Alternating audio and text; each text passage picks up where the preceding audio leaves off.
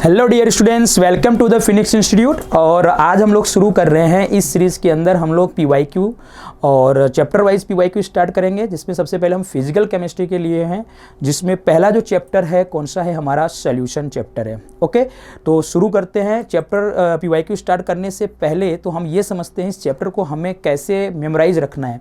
सबसे पहले इंपॉर्टेंट चीज़, ये चैप्टर जो होता है जो न्यूमेरिकल और डेफिनेशन, कंसेप्ट और क्या होता है आपके कुछ कंसेप्ट के पॉइंट्स होते हैं।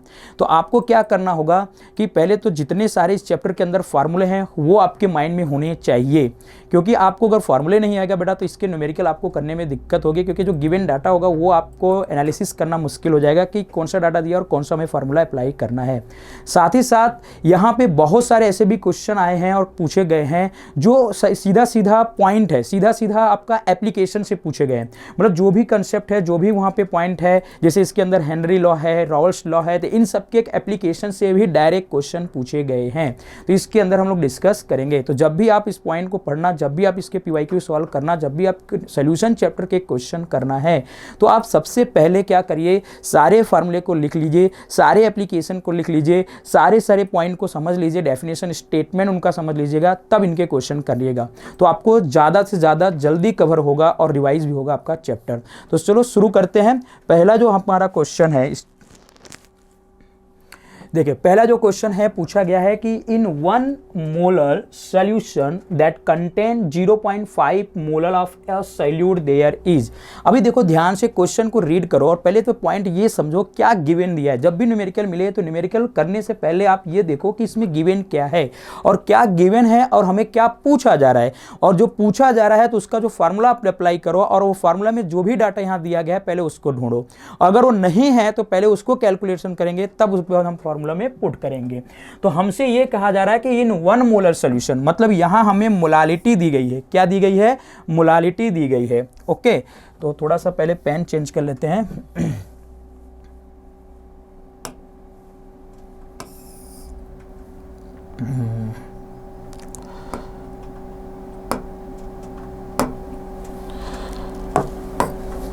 ओके, तो सबसे पहले हम लोग क्या दिया गया हमें, देखो इन 1 मोलर सॉल्यूशन, मतलब हमें मोलालिटी गिवन है, यहाँ पे कितना दिया गया है, 1 दिया गया है। ओके, और दूसरा हमें दिया गया है 0.5 मोल दिया गया है, यानी कि हमें मोल जो है n की वैल्यू में गिवन है कितना, 0.5 मोल दिया हुआ है। ओके, अब हमसे पूछा जा रहा है कि यहाँ पे 0.5 mole of a solute there is, मतलब हमें यहाँ पे एमसीक्यू सॉरी उसके अंदर देखो ऑप्शन में, देखो आप ऑप्शन में आप देखोगे कि वहाँ पे पहले दिया है 50 ml ऑफ सॉल्वेंट, दूसरा दिया है 500 ग्राम ऑफ सॉल्वेंट, तीसरा दिया है 100 ml ऑफ सॉल्वेंट और फोर्थ वन दिया है 1000 ग्राम ऑफ सॉल्वेंट। पहले तो पॉइंट यहीं से समझ में आ जाना चाहिए, यानी कि इसके डायरेक्ट क्वेश्चन तो आपको यहीं से क्लियर हो जाना चाहिए। अगर ये मोलालिटी दिया है और मोलालिटी के अंदर याद फार्मूले में क्या आता था बेटा, मास ऑफ सॉल्वेंट आता था, number of mole of solute divide by mass of solvent आता था, मतलब मास आता था, यानी कि यहां वॉल्यूम का कोई रिस्पेक्टिंग नहीं होने वाला है। तो इसका मतलब ये दो ऑप्शन तो आपको मैं अभी बता दूं, डायरेक्टली आप जैसे ही समझ लो, क्योंकि कभी बार क्वेश्चन क्या होता है, आपको हर बार क्वेश्चन सॉल्व करने से नहीं होता है। 50% जो 4 MCQ होते हैं उसमें से 50% का रेशियो बना लो, 50% तो क्लियर ही हो चुका है। अगर ये जो यहाँ पे 1 मोलर जो सोल्यूशन दिया है वो अगर वो मोलालिटी है, स्मॉल m है, इसका मतलब स्मॉल m का जो फार्मूला होता है वो होता है कि यहां पे स्मॉल m इक्वल टू होता है कि नंबर ऑफ मोल, ठीक है, और solute divide by molar mass, नहीं सॉरी मोलर मास नहीं बोलना है आपको, मास ऑफ सॉल्वेंट बोलना है। इसको मैं किससे रिप्रेजेंट कर दे रहा हूं, MS से रिप्रेजेंट कर रहा हूं। किससे रिप्रेजेंट कर रहा हूं, MS। वो भी किस में लिया जाता है, किलोग्राम में। किस में लिया जाएगा, किलोग्राम में। अगर इसको ग्राम में लेना है तो 1000 से क्या कर देना पड़ेगा, हमें मल्टीप्लाई करना पड़ेगा। तो अब देखो दिमाग लगा लो यहां से कि हमें n तो गिवन है यहाँ पे, ठीक है, और यहां हमें क्या है, MS यानी मास ऑफ सॉल्वेंट है, और ये मोलालिटी है, इसलिए मैंने यहां पे मास ऑफ सॉल्वेंट लिया था। इसलिए मैंने अभी कह रहा था कि ये दोनों वैल्यू तो आपको ऐसे ही निकल जाएंगे क्योंकि वैल्यूम नहीं है, क्योंकि मोलालिटी अगर पूछा होता तब इन दोनों को हम रख सकते थे, लेकिन ये सीधा सीधा मोलालिटी दिया है इसलिए मास ऑफ सॉल्वेंट जाएंगे। तो चलो निकाल लेते हैं। मोलालिटी दिया है 1, n सॉल्यूट की वैल्यू है 0.5 डिवाइड बाई यहाँ पे क्या रखेंगे, MS किलोग्राम में रख लेंगे। डन। इसके बाद हम लोग क्या करेंगे कि यहाँ से हम बनाएंगे क्या, यहाँ से हम बनाएंगे MS kilogram is equal to यहाँ पे ले रहे हैं क्या 0.5 डिवाइड बाई 1। तो बताओ इसका आंसर कितना आ रहा है यहाँ पे ms किलोग्राम 0.5।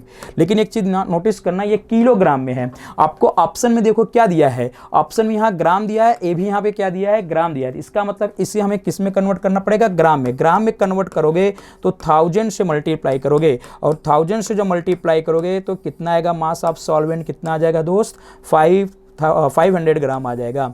तो आंसर आपका देख लो कितना होगा यहाँ पे, सेकंड ऑप्शन इज राइट होगा कि क्या होगा 500 ग्राम होगा। तो सिंपल सा क्वेश्चन था, मोलालिटी से क्वेश्चन था। और यहाँ आपको याद रखना पड़ेगा कि जब ये 1 मोलर सोल्यूशन बोला है तो इसका मतलब ये क्या था, मोलालिटी था। और मोलालिटी का जो फार्मूला होता है नंबर ऑफ मोल्स मैंने लिखा है, और नीचे क्या होता है मास ऑफ सॉल्वेंट होता है किलोग्राम में।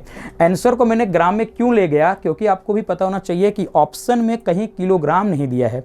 एक्चुअली इसका आंसर तो आता था 0.5 ही आ चुका था, लेकिन आंसर में देखो कहीं 0.5 नहीं दिया है, तो इसलिए इसको मैंने किस में कन्वर्ट कर दिया, किलोग्राम में किलोग्राम को ग्राम में कन्वर्ट कर दिया 1000 से मल्टीप्लाई करके।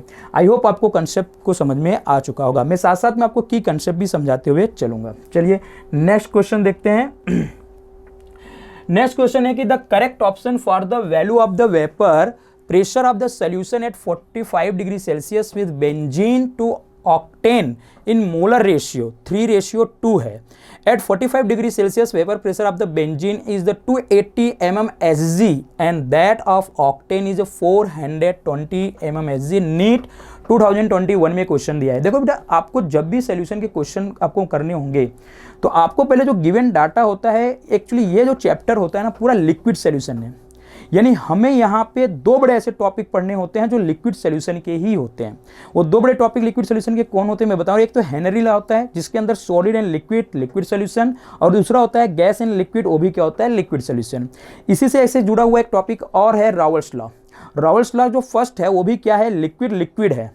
दोनों क्या होते हैं, लिक्विड, सॉल्यूट भी लिक्विड, सॉल्वेंट भी लिक्विड, इसको वोलाटाइल भी बोला जाता है। ठीक है। दूसरा होता है सॉलिड एंड लिक्विड, यानी उसको बोला जाता है नॉन इलेक्ट्रोलाइट या फिर नॉन वोलाटाइल, और क्या बोला जाता है लिक्विड बोला जाता है। मतलब आपको क्वेश्चन में जब दिया रहेगा डाटा और आपको यह पता करना होगा मैं रावल्स का फर्स्ट लॉ लगाऊं कि रावल्स का सेकंड लॉ लगाऊं, वो तो आपको यहां पे जो सब्सटेंस दिया रहेगा उसके फिजिकल स्टेट से आप पता कर सकते हो। क्योंकि मैंने अभी थोड़ी देर पहले कहा कि रावल्स लॉ 2 होते हैं, एक लिक्विड होता है और एक क्या होता है सॉलिड और लिक्विड होता है। अब देखो यहां पे हमें दिया क्या है कि बेंजीन आपको पता है लिक्विड ही है, ऑक्टेन वो भी क्या होते हैं आपके लिक्विड होते हैं। तो इसका मतलब ये लिक्विड यानी लिक्विड सॉल्यूशन ही दिया गया, यानी रावल्स का फर्स्ट लॉ लगेगा। अब फर्स्ट लॉ लगेगा तो उसका फार्मूला आपको याद होना चाहिए, आपके फार्मूले उसको होने चाहिए। क्योंकि फार्मूला अगर आप कैसे करना है इसी तरह से तैयार करना है कि अच्छा जब लिक्विड पूछ रहा है तो हमें कौन सा फार्मूला रखना है, जब हमें नॉन इलेक्ट्रोलाइट या फिर नॉन वोलेटाइल या फिर सॉलिड एंड लिक्विड का पूछा है तब हमें कौन सा फार्मूला अप्लाई करना होगा। और यहां हमें दोनों का प्योर वेपर प्रेशर भी दिया हुआ है, 280 mmHg बेंजीन का भी गिवन है और ऑक्टेन का भी गिवन है, 420 mmHg गिवन है। तो हमें यहां पे निकालना है इनका पार्शियल प्रेशर गिवन करना होगा, टोटल प्रेशर हमें गिवन करना होगा। क्योंकि यहां हमें वही पूछा जा रहा है कि यहां पे बताइए कि वेपर प्रेशर ऑफ बेंजीन का कितना होने वाला है, यानी कि टोटल वेपर प्रेशर पूछा ना, the option the vapour pressure of the solution, पूरे सॉल्यूशन का वेपर प्रेशर कितना होगा। तो सिंपल सी बात है कि हमें फार्मूला हमारे पास होता था कि पीएस क्या होता है बेटा कि आपका vapour pressure of solution is equal to होता था कि यहां पे आपका पी प्लस क्या होता था पी यानी कि पार्शियल प्रेशर ए प्लस पार्शियल प्रेशर बी। अगर कोई दूसरा लिक्विड कोई होता तो वहां पे हम क्या लिखेंगे, तीसरा लिखेंगे, पार्शियल प्रेशर सी लिखेंगे।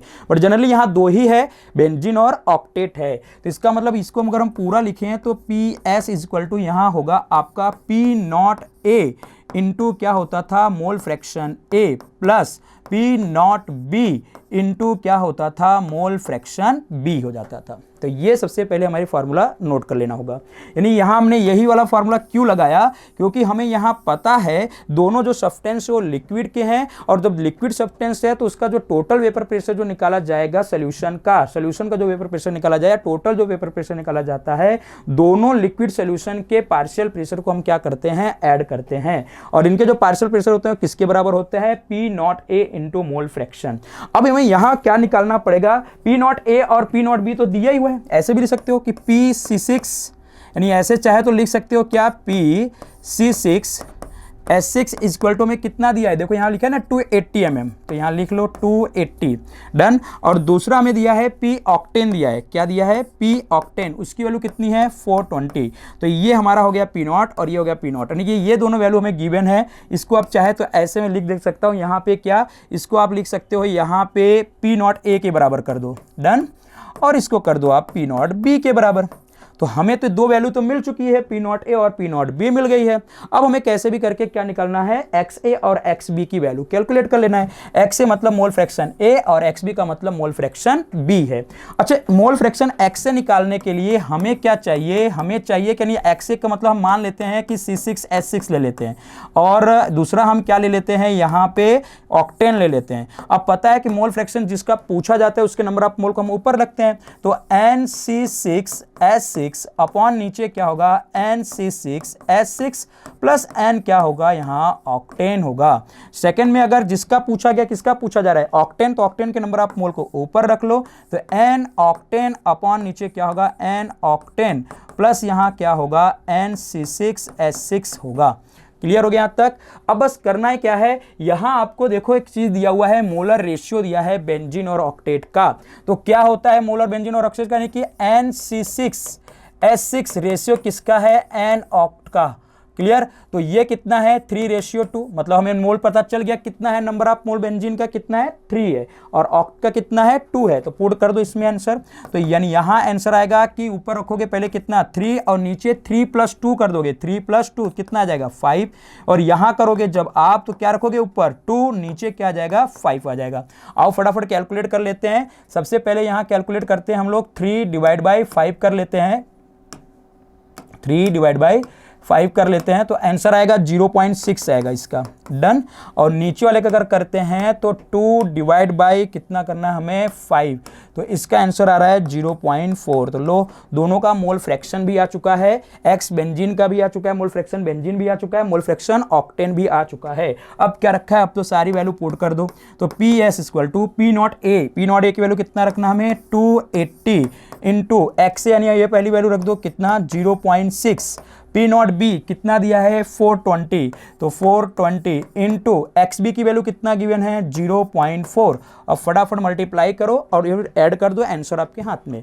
ठीक है, तो 280 यहाँ पे हम करते हैं 280 इंटू कितना है वहाँ पे 0.6, तो ये आएगा आपका 168, डन। और प्लस यहाँ पे आप करोगे मल्टीप्लाई इनका भी, तो 420 इंटू कर दोगे कितना 0.4, तो ये भी आ रहा है कितना 168, और 168 ऐड करोगे तो टोटल जो PS है वो आपका आ गया कितना बेटा, यहाँ पे 336, कितना आ गया 336, और यूनिट क्या था mmHg था।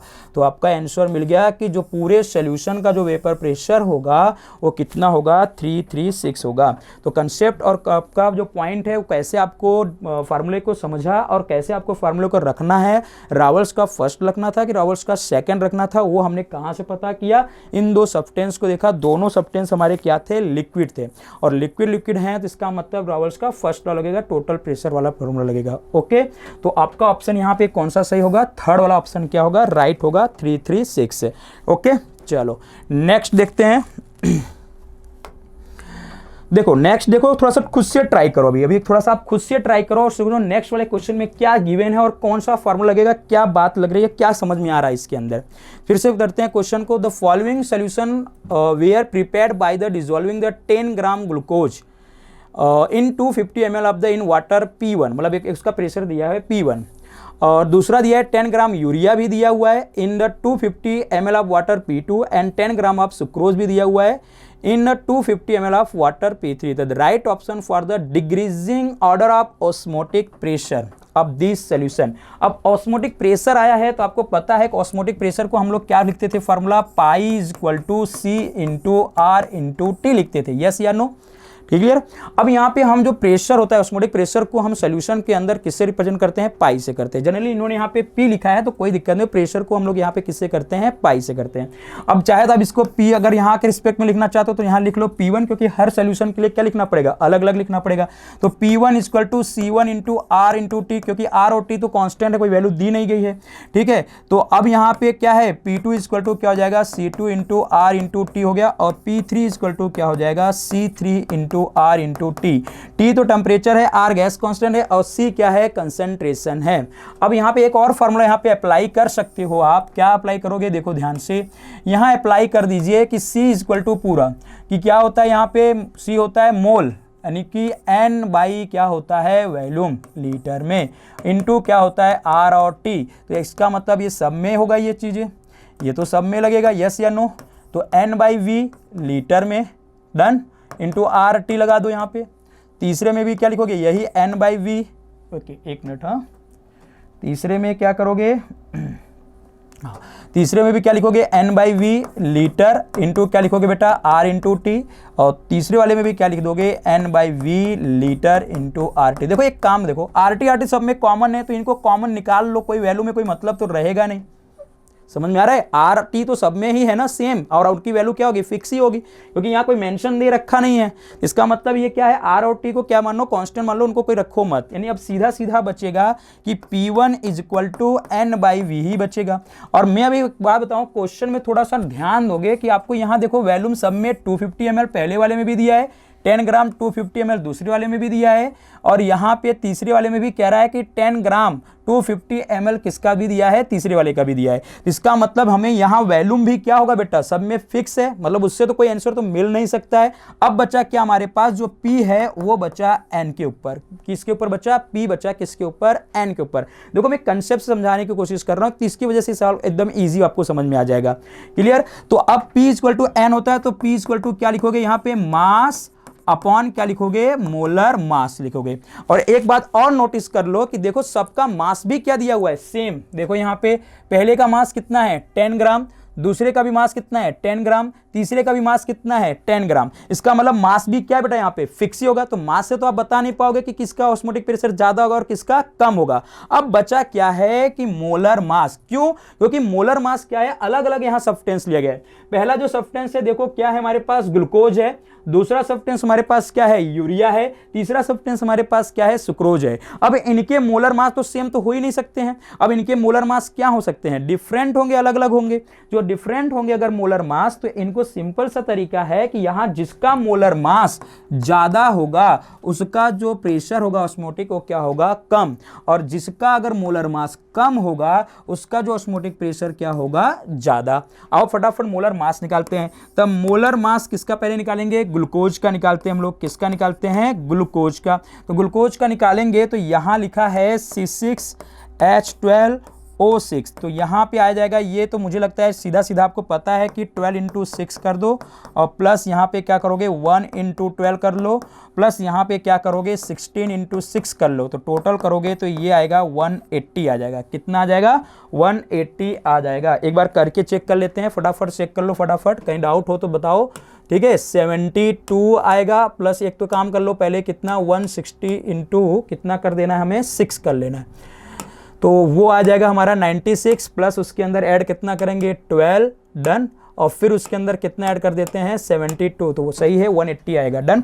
चलो अब इधर देखो, m molar mass is equal to, अब किसका लिखना है हमें, मोलर मास किसका निकालना है, यूरिया का। तो CH4 और यहाँ क्या आएगा N2O आएगा, ठीक है, CH4N2। तो बताओ यहाँ कितने आएगा, एक कार्बन है तो 12, 4 हाइड्रोजन है तो मतलब +4, 2 नाइट्रोजन है मतलब 28, और 1 ऑक्सीजन है मतलब 60।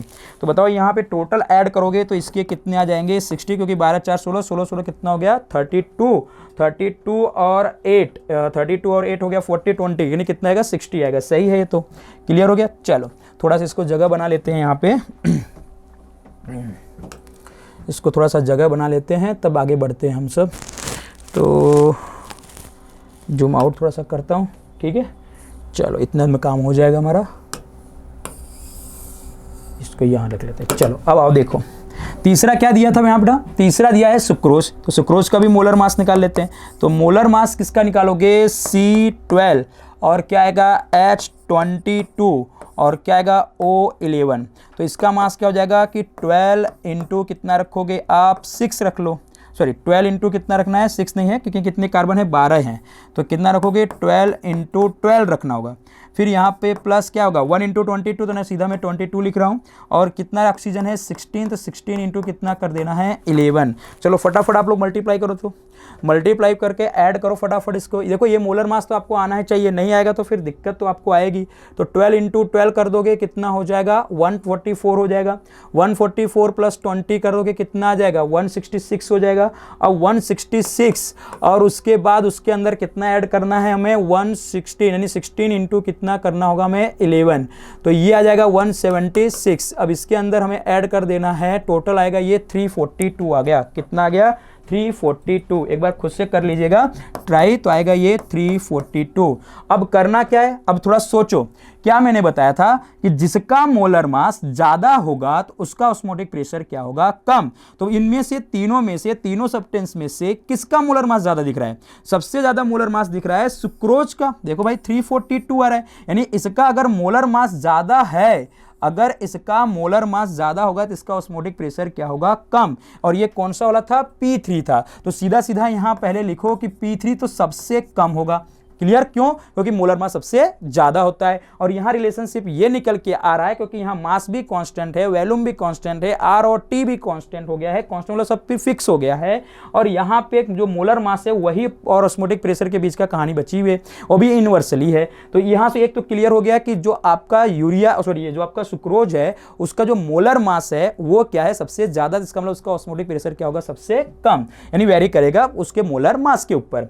चलो दूसरा क्या बताओगे, दूसरा किसका है, यहां पे देखोगे तो दूसरा आपका ये आता है, पहला P1 आता है। तो P1 आता है, मतलब ये आपका P1 में क्या होगा, आपका 180 है, इससे थोड़ा क्या है, कम है, लेकिन इससे क्या है, ज्यादा है। इसका मतलब इन दोनों के कंपेयर में देखोगे तो इसका मोलर मास ज्यादा है, तो इसका मतलब इसके कंपेयर में इसका प्रेशर क्या होगा, कम होगा, ऑस्मोटिक प्रेशर इसका क्या होगा, कम। तो दूसरे पे क्या आ जाएगा, P1, क्योंकि ये पहले क्या था, P1 था। सबसे ज्यादा कौन सा होगा, आपका P2 होगा। तो आपका जो सही ऑर्डर होगा इसका तो यही होगा, कौन सा, कि P2 सबसे ज्यादा होगा, फिर P1 होगा, फिर क्या होगा, P3 होगा। तो ऑप्शन में चेक कर लेते हैं कि कौन कौन सा ऑप्शन यहां दिया हुआ है। पहला ऑप्शन देखो क्या है, एक मिनट, पहला जो ऑप्शन है देखो क्या दिया हुआ है बेटा, यहाँ पे पहला ऑप्शन दिया है P2 को सबसे ज्यादा, फिर P1, फिर P3। यस, ये राइट आंसर है, यही आएगा। तो यहाँ जो कंसेप्ट निकल के आता है, तो ये एक चीज ध्यान देना कि P इनवर्सली लिख देना, यहाँ मोलर मास, एक कंसेप्ट लिख लो। मान लीजिए अगली बार कहीं क्वेश्चन इस तरह से घुमा के देता है, किसी और सब्सटेंस को देता है, और या फिर ये भी हो सकता है अगर यहाँ मोलर मास मान लीजिए किसी सेम सब्सटेंस कर दे और मास अगर डिफरेंट कर देता है तो डायरेक्टली प्रोपोर्शनल होगा, यानी जिस सब्सटेंस का मास जितना ज्यादा होगा उसका ऑस्मोटिक प्रेशर भी क्या होगा, उतना ज्यादा ही होगा। अगर कभी कभी सी के मतलब नंबर ऑफ मोल दे सकता है, वॉल्यूम को भी वेरी करके दे सकता है। मान लीजिए वॉल्यूम डिफरेंट कर दे या फिर वॉल्यूम सेम करे तो मोल डिफरेंट कर दे। तो ये कंसेप्ट से आप हर क्वेश्चन बना सकते हो, मतलब इसी क्वेश्चन को देख के आप 2 से 3 क्वेश्चन को अपने से सेट कर सकते हो कि हाँ इस तरह के क्वेश्चन आ सकते हैं। क्लियर, तो चलो एक बार फिर से नेक्स्ट क्वेश्चन की तरफ बढ़ते हैं और कंसेप्ट अपना नोट कर लीजिएगा। चलो अब देखो, मैंने आपको कहा था, मैंने क्या कहा था कि इस चैप्टर के अंदर बहुत सारे फार्मूला बेस्ड क्वेश्चन होंगे और बहुत सारे के कंसेप्ट के क्या होंगे, एप्लीकेशन के भी क्वेश्चन पूछे जाते हैं। तो देखो जो ये क्वेश्चन जो आ रहा है, थोड़ा सा देखो कि किस टॉपिक से जुड़ा हुआ है। अगेन वही टॉपिक है जो हम पढ़ते हैं, क्वालिटेटिव प्रॉपर्टी जो हमारी होती है, तो उसमें से एक प्रॉपर्टी होती है ऑस्मोटिक प्रेशर या ऑस्मोसिस होता है। तो उसके बाद क्या आता है, ऑस्मोटिक प्रेशर आता है। ऑस्मोसिस पहले समझोगे तब क्या समझोगे आप, ऑस्मोटिक प्रेशर समझते हैं। तो ऑस्मोटिक जो प्रेशर से ही जुड़ा हुआ ये टॉपिक क्या है, एक आइसोटोनिक सॉल्यूशन होता है। तो आइसोटोनिक जो सॉल्यूशन होता है, जो ऑस्मोटिक जो प्रेशर होता है वो 2 तरह के होते हैं। एक तो होता है, लिखता हूं मैं यहां पे, ऑस्मोटिक लिखते हैं यहां पे,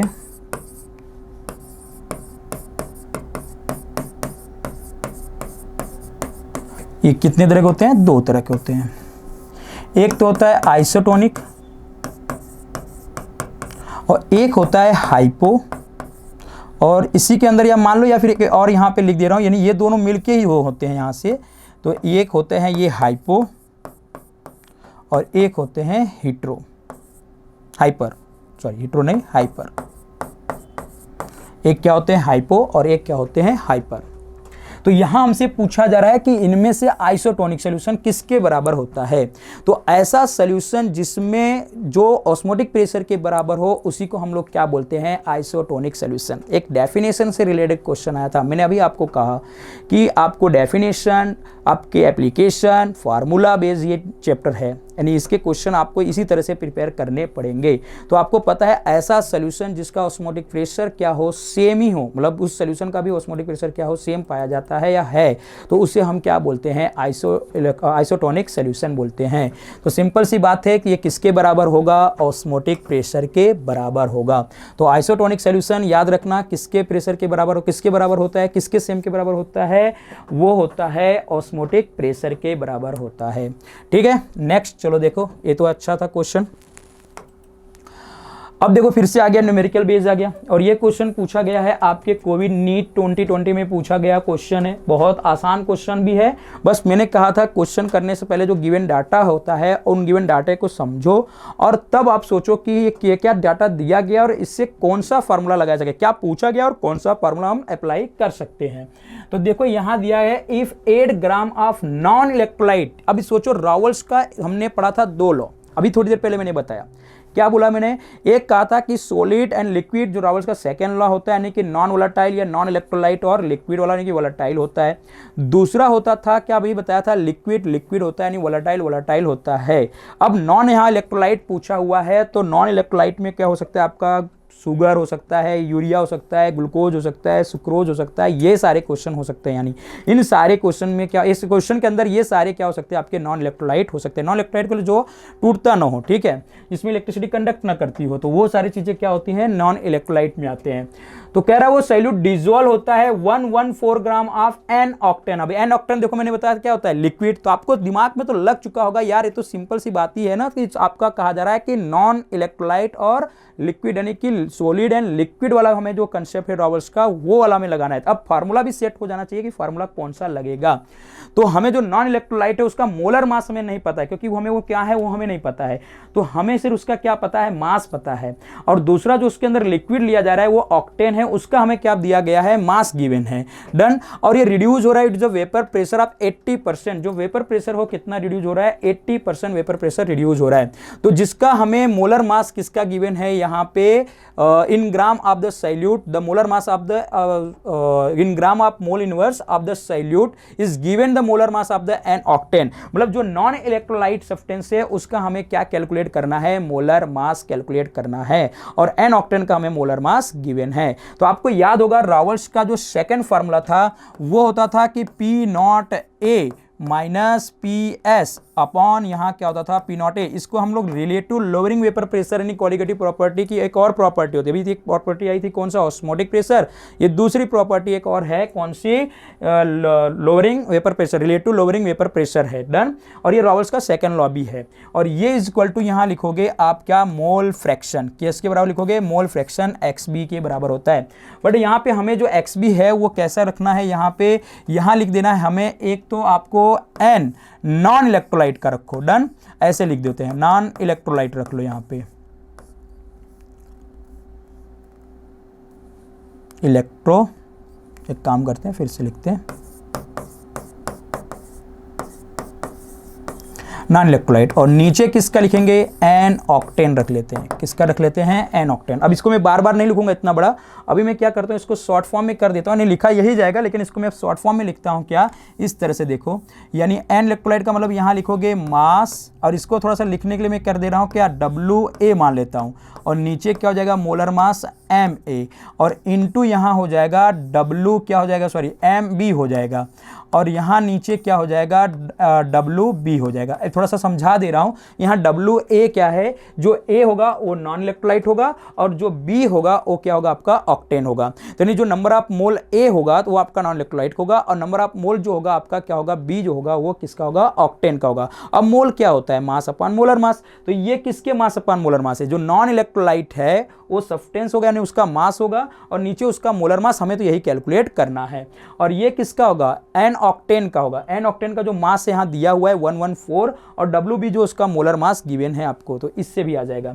अब यहाँ पे एक चीज और हमें मेंशन है, क्या एक चीज हमें और क्या क्लियर कर दिया है कि कह रहा है कि जो n ऑक्टेन तो reduce its vapour pressure to the 80%। जो यहाँ वेपर प्रेशर जो रिड्यूस हो रहा है कितना हो रहा है 80%। मान लीजिए इसका vapour pressure, pure vapour pressure इसका हम मान लेते हैं P0 हो, ले लेते हैं प्योर वेपर प्रेशर इसका क्या होगा बेटा P0 ही होगा, मतलब A ही के बराबर होगा। तो जो इसका PS होगा वो कितना परसेंट रिड्यूस हो रहा है 80%, मतलब टोटल 100 का कितना परसेंट हो रहा है 80, तो 80 डिवाइड बाई कितना कर दोगे 100, तो ये आ जाएगा 0 पॉइंट कितना हो जाएगा 8 आ जाएगा। कितना आ जाएगा 0.8 आ जाएगा। डन, तो इसको आप डिवाइड कर लीजिए, कितना आ जाएगा ये 0.8 आ जाएगा। क्लियर, चलो अब इतनी वैल्यू में मिल गई। अब हमें यहाँ P0 A की जगह क्या रख देना है, P0 A ही रखो, कोई दिक्कत नहीं है। डन, और PS की जगह कितना रखना है 0.8 रख दो, क्योंकि इसकी वैल्यू तो यही आई है। और नीचे आप क्या रखोगे P0 A रखोगे, क्या रखोगे P0 A। एक काम करते हैं, इसको 0.8 P0 A मानना है। क्या मानना है 0.8 P0 A, क्योंकि ये P0 A के बराबर होगा, क्योंकि प्योर वेपर प्रेशर कितना है हमारे पास P0 A है, तो उसका कितना परसेंटेज हो रहा है 80%, तो यानी कि इसका कितना हो जाएगा 0.8 P0 A के बराबर हो जाएगा। और नीचे डिवाइड बाई क्या आ जाएगा P0 A आ जाएगा। अब इधर वैल्यू तो सबको पता है, यहाँ पे लिख भी दे रहा हूँ कि जो WA है वो हमें यहाँ दिया हुआ है, कितना दिया है 8 ग्राम दिया हुआ है।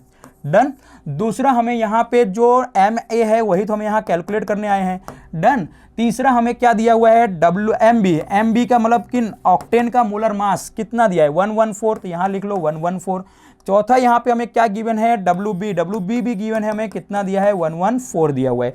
बस अब वैल्यू सारे पुट कर दो यहाँ पे, तो WA कितना रखना है 8 रख लो, ठीक है। नीचे क्या रखोगे MA रख लो, इनटू यहाँ पे MB कितना रखना है MB रखोगे 114, नीचे भी वो भी क्या होगा 114 है, तो कैंसिल होकर कितना आ जाएगा 1 आ जाएगा। और ये 1 में से 0.8 निकल जाएगा, तो कितना आ जाएगा, एक मिनट थोड़ा इसको मैं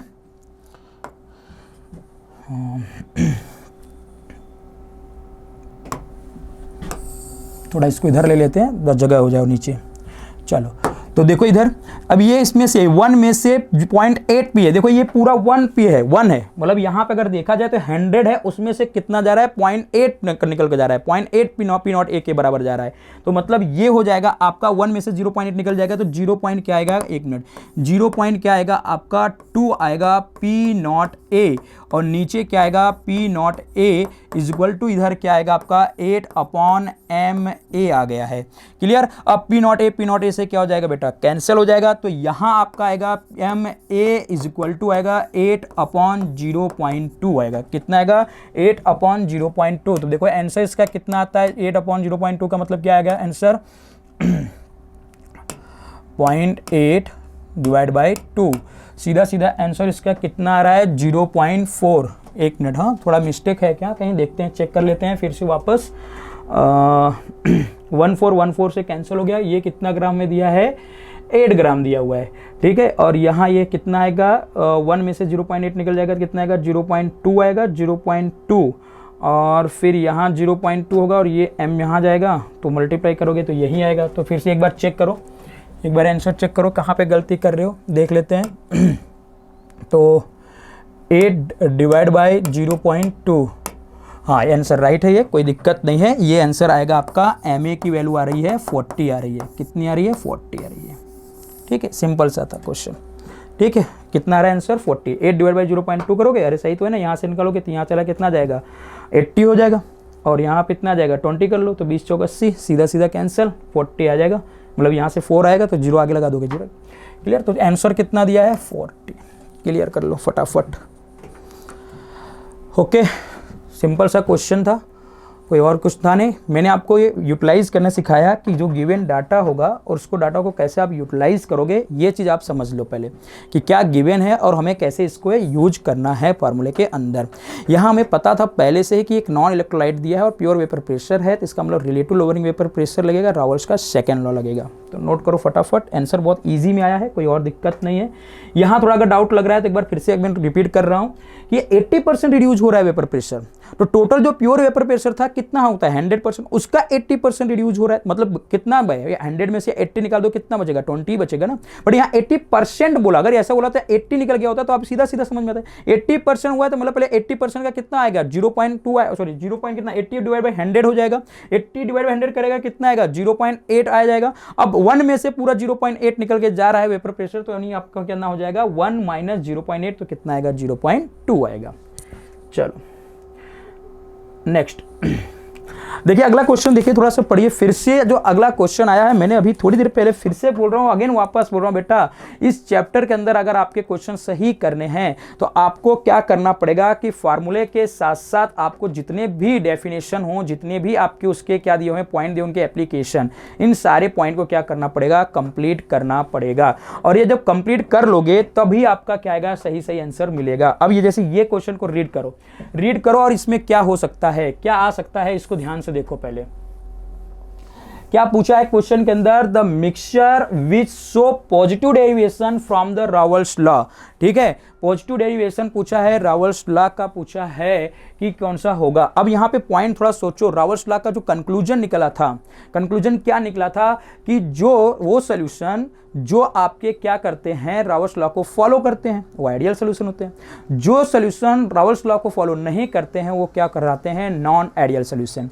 अब जो नॉन आइडियल सॉल्यूशन होते थे वो दो होते थे, वो डेविएशन होते थे, वो कौन कौन से, एक पॉजिटिव डेविएशन होते थे और एक कौन सा होता है नेगेटिव डेविएशन होता है। ध्यान से समझना, कंसेप्ट को समझा रहा हूं, पहले उनको देखो। देखो ये पॉइंट कहां से था, रावल्स का ही टॉपिक था, उससे न्यूमेरिकल भी आ गया, अब उससे कंक्लूजन से भी क्वेश्चन आ रहा है, मतलब हम उसके कंक्लूजन को भी पढ़ना है। कई स्टूडेंट्स क्या सोचते हैं चलो अभी फार्मूला हो गया, फार्मूला बेस से मैंने कम समझ लिया है, न्यूमेरिकल आएगा हम कर लेंगे, बट इस तरह से अगर क्वेश्चन आपको करना पड़ेगा तो उनके कंक्लूजन को भी पढ़ना पड़ता है। कंक्लूजन को समझो क्या कहते हैं। तो मैंने अभी बताया था रावल्स लॉ क्या करेगा कि जो आपका रावल्स लॉ जो सॉल्यूशन रावल्स लॉ को फॉलो नहीं करेंगे तो वो क्या कहलाएंगे नॉन आइडियल सॉल्यूशन। और नॉन आइडियल सॉल्यूशन दो तरह के डेविएशन शो करते हैं, एक पॉजिटिव और एक नेगेटिव। अब उसके अंदर भी बता दे रहा हूं यहां पे सीधा सीधा कि जो आपके नेगेटिव होते हैं और जो पॉजिटिव होते हैं, यानी जिसके अंदर ए का इंट्रैक्शन, यानी कि ऐसे समझो कि जो ए बी का जो इंट्रैक्शन होगा, ए बी का अगर इंट्रैक्शन क्या होगा अगर कम होगा, ठीक है, तो वो पॉजिटिव डेविएशन, नोट कर लो पहले इसको। और अगर ए बी का अगर इंट्रैक्शन, अगर ए बी का इंट्रैक्शन अगर ज्यादा है तो वो क्या करेगा नेगेटिव डेविएशन। क्लियर, यही कंसेप्ट समझना है, पहले ध्यान से समझ लो। ए बी का इंट्रैक्शन का मतलब क्या होता है कि यहां ए के इंट्रैक्शन प्लस बी के इंट्रैक्शन, तो एक इंट्रैक्शन किसके किसके बीच हो जाएगा, ए बी का इंट्रैक्शन हो जाएगा। भाई ए है, जैसे यहां पे मान लो बेंजीन है, ठीक है, और यहां पे क्या है टोलिन, तो पहले तो ए का इंट्रैक्शन मतलब बेंजीन का इंट्रैक्शन होगा, दूसरा उस सॉल्यूशन के अंदर टोल्यूइन का इंट्रैक्शन होगा, और एक इंट्रैक्शन किसके किसके बीच होगा बेंजीन और टोल्यूइन का होगा। अब आपको पता है बेंजीन भी एरोमेटिक है, टोल्यूइन भी आपका एरोमेटिक कंपाउंड है। दूसरा एक और चीज, ये दोनों के दोनों क्या आपके नॉन पोलर, और आपने पढ़ा होगा सॉल्युबिलिटी के अंदर के नॉन पोलर क्या होते हैं, हाईली सॉल्युबल हो जाते हैं। इसका मतलब ये जो दोनों हैं उसमें क्या हो रहा है, इनके अंदर क्या हो रहा है, इनके अंदर जो इंट्रैक्शन हो रहा है वो क्या हो रहा है, ज्यादा हो रहा है। क्यों, क्योंकि ज्यादा होने की वजह से ये कौन सी तरह के शो कर रहे हैं, नेगेटिव डेविएशन शो करेंगे। मैंने यहां पे लिखा है ना, देखो ए बी अगर इंट्रैक्शन होगा, अगर ए बी इंट्रैक्शन अगर होगा और ए बी इंट्रैक्शन अगर ज्यादा होगा तो इसका मतलब क्या करेगा, वो नेगेटिव डेविएशन को शो करेगा। और ये दोनों एक जैसे लाइक कंपाउंड दिख रहे हैं, ये भी आपके नॉन पोलर, ये भी आपके नॉन पोलर, तो इनके बीच में इंट्रैक्शन ए बी ज्यादा होगा, इस वजह से ये कौन सा शो करते हैं, नेगेटिव डेविएशन शो करते हैं। इसी तरह से एसीटोन और क्लोरोफॉर्म को देखोगे तो एसीटोन तो आपके डाइपोल और मतलब आपके पोलर भी है, और दूसरा क्लोरोफॉर्म आपके क्या बेटा पोलर ही है। तो इसका मतलब अगर हम पोलर के देखें तो ए भी क्या होंगे, ए बी का जो इंट्रैक्शन होगा इसमें भी क्या होता है, ज्यादा होता है, जिस वजह से ए बी क्या करता है, नेगेटिव डेविएशन को शो करेगा। तीसरा क्लोरोइथेन ब्रोमीथेन, तो दोनों के दोनों ही क्या है, पोलर हैं, तो ए बी का इंट्रैक्शन होगा ही होगा, ज्यादा ही होगा, इस वजह से ए भी क्या करते हैं, नेगेटिव डेविएशन। अब बचा इथेनॉल और प्लस एसीटोन। देखो अभी यहां थोड़ा सा बता दो, जो इथेनॉल है वो भी पोलर है, एसीटोन जो है वो भी पोलर है, बट यहां पे जो इथेनॉल है वो हाईली पोलर होता है, किसके कंपेयर से, एसीटोन के कंपेयर से ज्यादा होता है। अब यहां जो ए बी का इंट्रैक्शन इंट्रैक्शन होगा वो इतना ज्यादा नहीं होगा जो ऊपर के ए बी के इंट्रैक्शन ज्यादा हो रहे थे। अब अगर इनका इंट्रैक्शन ज्यादा नहीं हो रहा है, इनका इंट्रैक्शन अगर कम हो रहा है, तो जो इंट्रैक्शन कम होते हैं वो क्या शो करते हैं, पॉजिटिव डेविएशन को शो करते हैं। तो इसका मतलब यहां पे जो मिक्सचर ऑफ विच जो पॉजिटिव डेविएशन करेगा रावल्स लॉ का, कौन सा करेगा, फोर्थ करेगा, इथेनॉल प्लस एसीटोन। तो ये थोड़ा सा याद भी रखना पड़ेगा, और या तो फिर आपको ये कंसेप्ट याद रखना पड़ेगा कि अगर ए बी का इंट्रैक्शन अगर क्या होगा ज्यादा तो नेगेटिव डेविएशन, और अगर ए बी का इंट्रैक्शन क्या होगा अगर कम होगा तो मतलब लोअर होगा, तो इसका मतलब क्या होगा, वो पॉजिटिव डेविएशन करेगा। अब ये ए बी इंट्रैक्शन कैसे करता है, आपको सब्सटेंस को देखना पड़ेगा, कौन सा सब्सटेंस दूसरे सब्सटेंस से कितना ज्यादा इंट्रैक्शन कर, जितना ज्यादा इंट्रैक्शन कर जाएगा, जितना ज्यादा वो पॉसिबल प्रोडक्ट बनाएगा, तो उसका मतलब यह है कि उसके अंदर इंट्रैक्शन क्या हो रहा है, ज्यादा, और ज्यादा वाला हमेशा क्या कर रहा है, शो करता है नेगेटिव डेविएशन। बट हमारे क्वेश्चन में पूछा गया था पॉजिटिव डेविएशन, मतलब कि जिसका ए बी का इंट्रैक्शन क्या होगा, कम, तो कौन सा ऑप्शन होगा, इथेनॉल प्लस एसीटोन। जनरली इसके डायरेक्टली आप इनके जो भी एग्जांपल्स होते हैं अगर याद रखोगे तो वो बेटर दिन रहता है, अब वहां से भी इसको कॉन्सेप्ट क्लियर कर सकते हो। अब याद नहीं अगर करना है तो कॉन्सेप्ट से क्लियर करो। ओके, चलो फिर नेक्स्ट क्वेश्चन की तरफ। नेक्स्ट क्वेश्चन कह रहा है कि फॉर एन आइडियल सोल्यूशन, अभी भी रावल्स लॉ के, देखो एक बात सुन लो, इस चैप्टर के अंदर रावल्स लॉ से बहुत ज्यादा क्वेश्चन पूछे गए हैं। ऐसा नहीं कि और भी सारे क्वेश्चन नहीं पूछे गए, बट रावल्स लॉ से रिलेटेड बहुत अच्छे अच्छे क्वेश्चन और ज्यादा क्वेश्चन पूछे गए हैं। यानी रावल्स लॉ को हमें पूरा डेरिवेशन उसके करना होगा, दूसरा उसके सारे फार्मूले तैयार करना होगा, तीसरा उसके सारे एप्लीकेशन या कंक्लूजन को भी रीड करना होगा, और उससे जुड़े हुए जो भी सारे टॉपिक्स होंगे उन सारे टॉपिक को भी पढ़ना पड़ेगा, क्योंकि हमें क्वेश्चन उनसे भी आता है। अब ये तो सीधा सीधा कंक्लूजन ही चल रहा है कि रावल्स लॉ कौन हो सकते हैं। भाई रावल्स लॉ मैंने भी बताया था कि वो सॉल्यूशन जो रावल्स लॉ को फॉलो करते हैं वो क्या होते हैं, आइडियल सॉल्यूशन। जो रावल्स लॉ के रूल को, जो लॉ को नहीं फॉलो करते हैं वो क्या होते हैं, नॉन आइडियल सॉल्यूशन। बट यहां पूछा गया है आइडियल सॉल्यूशन किसके लिए होगा, आइडियल सॉल्यूशन की क्या कंडीशन हो सकती है। तो आइडियल सॉल्यूशन के लिए कंडीशन होती है, पहली बात तो जो मिक्सिंग ऑफ वॉल्यूम होता है डेल्टा वी, वो क्या होना चाहिए, जीरो होना चाहिए, मतलब टेम्परेचर और प्रेशर कांस्टेंट पर, ऑल जो कंसंट्रेशन और टेम्परेचर के कांस्टेंट पे, ठीक है। दूसरा जो होता है डेल्टा एच बी क्या होना चाहिए, आपका जीरो होना चाहिए, मतलब किसके ऊपर, टेम्परेचर पे, और कांस्टेंट होगा किसके, प्रेशर पे होगा। अब यहां आंसर जो है ये दोनों ही हो सकते हैं, फर्स्ट भी हो सकता है और सेकंड भी हो सकता है, फोर्थ भी हो सकता है, क्योंकि सेकंड नहीं होगा क्योंकि ये उल्टा लिखा है, जीरो नहीं होता है, डेल्टा जी कभी भी आइडियल सॉल्यूशन में जीरो नहीं होता है, और ना तो डेल्टा एस बी क्या होता है, जीरो नहीं होता है। इस चीज को याद रख लेना, ये दोनों क्या होते हैं, जीरो होते हैं। बट यहां पे दोनों ऑप्शन सही हो सकते हैं, आपके फर्स्ट भी हो सकता है और आपका क्या हो सकता है, फोर्थ वाला भी हो सकता है। ओके, तो देखो क्वेश्चन कहां से आ रहे हैं, क्वेश्चन वही आ रहे हैं जो आपको आइडियल सॉल्यूशन क्या होता है, नॉन आइडियल सॉल्यूशन क्या होता है, आइडियल सॉल्यूशन के लिए कौन सी चीज या कौन सा फुलफिल कंडीशन होनी चाहिए, और नॉन आइडियल के लिए कौन सी फुलफिल कंडीशन होनी चाहिए। तो अगर आपको पता होना चाहिए कि कौन से कंडीशन पे आइडियल हो रहा है, कौन से कंडीशन पे नॉन आइडियल हो रहा है, तो आप ऐसे क्वेश्चन को इजी वे में सॉल्व कर सकते हो। ठीक, चलिए फिर next question, the mixture that form the maximum boiling azeotropic. भाई अभी भी नेक्स्ट फिर से आइडियल रावल्स लॉ के आगे जितने सारे कंक्लूजन हैं उन सारे कंक्लूजन से क्वेश्चन मैंने ले लिए हैं, उन सारे कंक्लूजन से पीवाई के क्वेश्चन जितने पूछे गए हैं वो आ गए। मतलब आज आपका रावल्स लॉ एकदम फिनिश हो जाएगा, एकदम फिनिश हो जाएगा, मतलब उसमें कोई भी चीज छूटा ही नहीं है। रावल्स लॉ क्या है वहां से हम लोग पढ़ रहे हैं, कहां से हम स्टार्ट किए हैं, मतलब वो हमारे सारे पॉइंट मिले, फर्स्ट सेकंड लॉ मिले, उनके कंक्लूजन भी हम पढ़ रहे हैं। पहले कंक्लूजन हमने पढ़ा आइडियल और नॉन आइडियल सॉल्यूशन, उसके अंदर हमने नॉन आइडियल को भी पॉजिटिव और नेगेटिव डेविएशन से भी क्वेश्चन आ गया। अब तीसरा क्वेश्चन उसी से जुड़ा हुआ एक और आ रहा है कि एक होता है हमारे पास एजोट्रॉप होता है, एजोट्रॉपिक सॉल्यूशन होता है एक, ठीक है। अब एजोट्रॉपिक जो सॉल्यूशन होता है वो दो तरह के होते हैं, एक होता है मैक्सिमम और बॉइलिंग पॉइंट और एक होता है मिनिमम बॉइलिंग पॉइंट होता है। एजोट्रॉप जो होता है, एजोट्रॉपिक जो सॉल्यूशन होता है दो तरह के होंगे, कौन कौन से बताऊं, एक मैंने बोला मैक्सिमम बॉइलिंग पॉइंट और एक क्या होता है, मिनिमम बॉइलिंग पॉइंट होता है। अब यहां आपको यही ध्यान में रखना होगा कि कौन सा मैक्सिमम बॉइलिंग पॉइंट होगा और कौन सा मिनिमम बॉइलिंग पॉइंट के एग्जांपल्स हो सकते हैं। ये डायरेक्ट एग्जांपल से भी कर सकते हो और अदरवाइज मैं ऐसा भी बता भी सकता हूं कि जो भी आपका यहां कि अगर देखोगे कि जैसे यहां पे एसीटोन प्लस कार्बन डाइसल्फाइड दिया हुआ है, हेप्टेन ऑक्टेन दिया है, ये तो देख लो फिर से दोनों वही चीज आ गया है, सेम एक ही कंपाउंड है, मतलब नॉन पोलर होंगे दोनों, तो इसका मतलब कि ज्यादा से ज्यादा करेगा तो नेगेटिव डेविएशन होगा। डन। अब यहां पे जो आपका आएगा वाटर प्लस नाइट्रिक एसिड, यही आपका क्या करता है, यहां पे मैक्सिमम क्या करता है, बॉइलिंग एजोट्रॉप करता है। तो इसको आपको यहां पे क्या कर लेना है, टिक कर लेना है। क्लियर। इथेनॉल प्लस वाटर आपका यहां पे नहीं होता है, तो इस चीज को क्या करना करना है, क्लियर कर लो कि यहाँ पे क्या होगा आपका वाटर प्लस नाइट्रिक एसिड। और याद रखो नाइट्रिक एसिड का जो है परसेंटेज होता है वो होता है 68%, और जबकि वाटर का यहाँ परसेंटेज कितना होता है इसके अंदर 32% होता है। और ये मैक्सिमम बॉइलिंग पॉइंट क्या करते हैं, क्या आपके एजोट्रोपिक करते हैं। क्लियर। तो सिंपल सा क्वेश्चन है, जहां जहां तक आपके रावल्स के क्वेश्चन पूछे गए, रावल्स जो टॉपिक है उसके जो भी कंक्लूजन है, जो भी एप्लीकेशन है, उन सारे से रिलेटेड एक क्वेश्चन पूछे गए हैं। डन। चलिए नेक्स्ट फिर से अगेन वापस न्यूमेरिकल की तरफ आते हैं।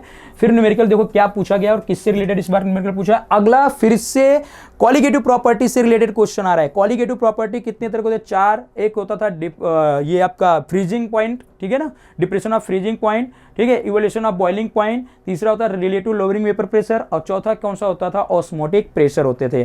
तो हमने ऑस्मोटिक प्रेशर से क्वेश्चन आ चुका है, हमारा क्लियर हो चुका है, रिलेटिव लोअरिंग वेपर प्रेशर से भी हो चुका था। अब जो क्वेश्चन आ गया है वो या तो होगा फ्रीजिंग पॉइंट्स होगा, या तो फिर किससे होगा, आपका बॉइलिंग पॉइंट वाले क्वेश्चन होंगे। तो आओ देखते हैं कौन सा क्वेश्चन है। और मैंने आपको बताया क्वेश्चन करने से पहले आप क्वेश्चन के डाटा को पढ़ लो, और क्वेश्चन में जो पूछा जा रहा है उसके फॉर्मूले को लिखो, और फिर दोनों को मच करो कि हाँ यार क्या क्या गिवन है और क्या नहीं गिवन है, और किसको नहीं गिवन है तो उसको मैं कैसे निकाल सकते हैं। यही हमारा क्वेश्चन का सॉल्व करने का सबसे बेस्ट तरीका है। तो देखो है क्या कि व्हेन 45 ग्राम सॉल्यूट डिसॉल्व होता है इन 600 ग्राम ऑफ वाटर में, freezing point lower by the 2.2 kelvin. तो कैलकुलेट यहां हमें करने के लिए पूछा जा रहा है molar mass of the solute, और जिसका केएफ हमें ऑलरेडी पहले से क्वेश्चन में गिवन है।